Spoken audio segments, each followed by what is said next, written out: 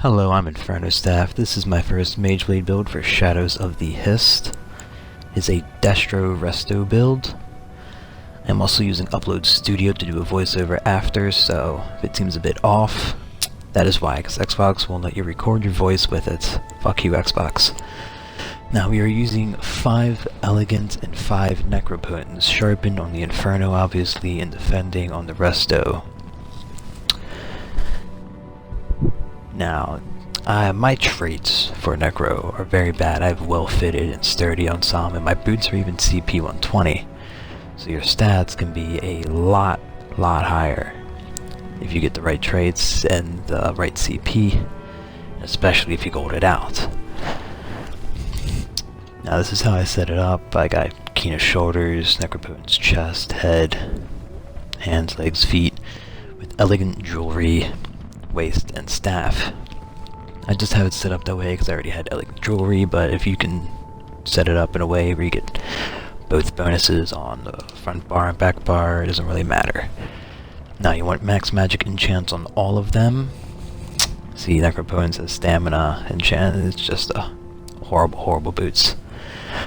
But you want arcane jewelry as well, along with spell damage enchants, because we do not have a lot of spell damage with this build. We are mostly focused on max magicka. Let's get into the skills. Swallow Soul, you're going to weave this with light, heavy, medium attacks to proc Spectral Bow here, which is great. It does a lot of damage, movement speed, and Swallow Soul is great because it also has minor vitality, 8% extra healing, which is very great. Shadowy Disguise, this is a very obvious ability for a Mageblade. Cloak guarantees critical strike, makes some attacks miss, not gap closers though. Thanks, Zenimax. Inner Light, you're going to do this for the 7% max magicka you get. 5% from the ability, 2 from Mage's Guild passive, and you want the spell critical. Concealed Weapon, great for weaving with light attacks on melee when they get close, does a lot of damage, and buffs Shadowy Disguise so you move a bit faster as well. Shooting Star, going to need this for another 2% from the Mage's Guild passive. A lot of burst here, 16,000 damage. You get buffed because you are a Dark Elf with this build. Siphoning attacks, we need this because we do not have a lot of recovery either. So, you're going to weave this with Swallow Soul, light attacks, usual. Get magic and stand back. Shadow Image, this is a great ability. You need this to proc your Necropotents.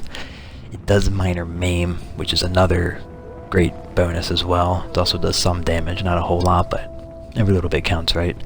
A lot of mobility and survivability with this one. Use it to get away, use it to get in a better position to attack. Dampen Magic. Great shield, 8k unbuffed right now. It will get stronger when you get it to rank 4, but mine is only rank 3 right now.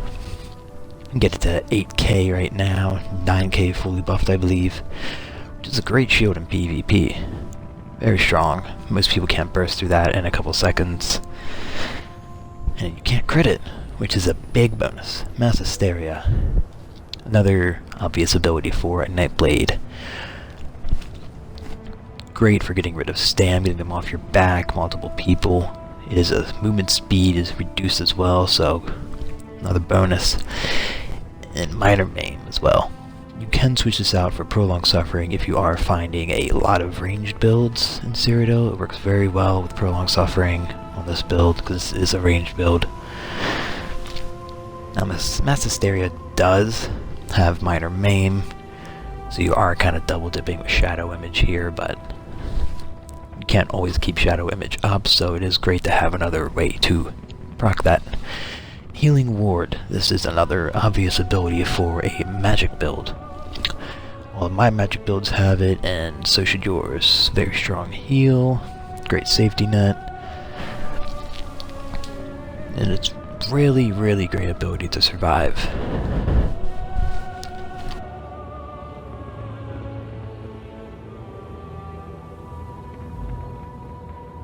Bolstering Darkness, an ability most of you have probably never seen in PvP. This is really great because it lets you stand your ground when you're taking a lot of DPS and you can't attack. You throw this on the ground, you get 60% reduced damage. Throw on a Dampen Magic, then you just go ham for 10 seconds. It is also really great for group play because you give your allies a heal and boost movement speed, and it's great for fighting a lot of melee enemies because it reduces their speed and obviously mitigates their damage. Combine this with Shadow Image, you can teleport away, run away if need be. Very, very strong, though not widely used by a lot of people.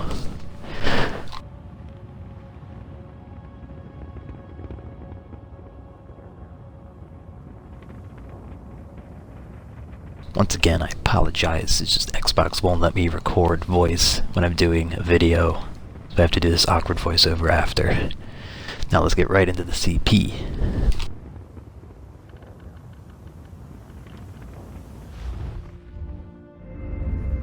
I have 77 in Magician, 100 in Arcanist,